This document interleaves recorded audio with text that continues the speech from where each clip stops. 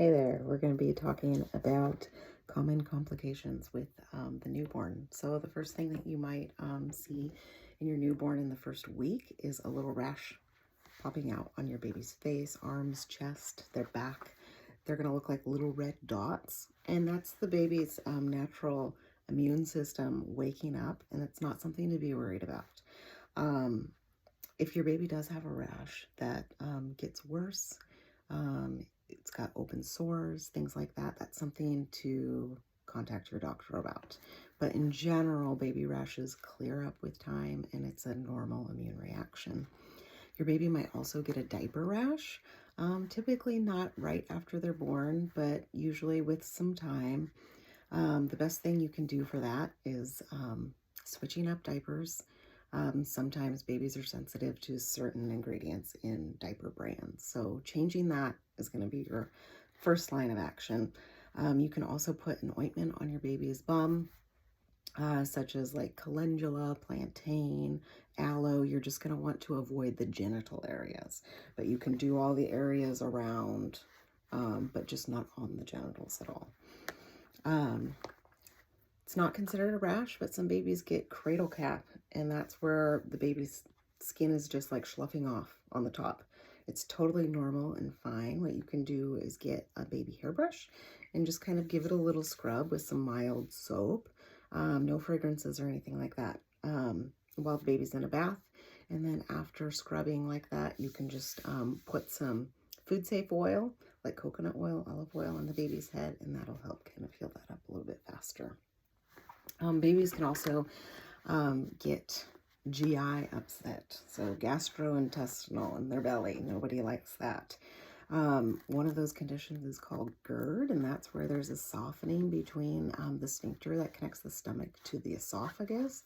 So the baby's going to be spitting up a lot. Something that happens with that helps is keeping the baby upright like 30 minutes after a feed, and then burping periodically. Like you're going to want to burp every 5 minutes. Take the baby off and then just get them up to burp. Make sure that they burp.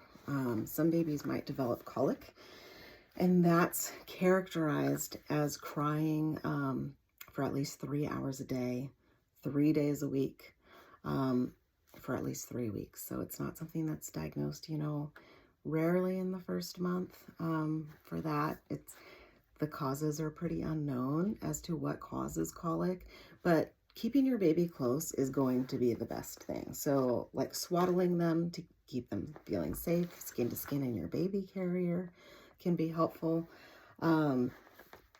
There's a hold called the colic hold, where you're going to hold the baby like this, and it kind of takes pressure off of their tummy, and you can kind of move their legs a little bit, which can help relieve some gas. That can be really helpful. If your baby is having colic symptoms, going to the doctor sometimes might be helpful. Babies can also have constipation and diarrhea.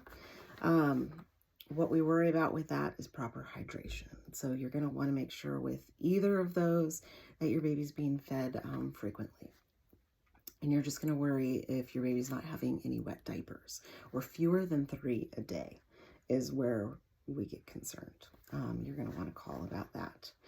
Another thing that your baby might come in contact with, especially for these winter babies, are respiratory illnesses.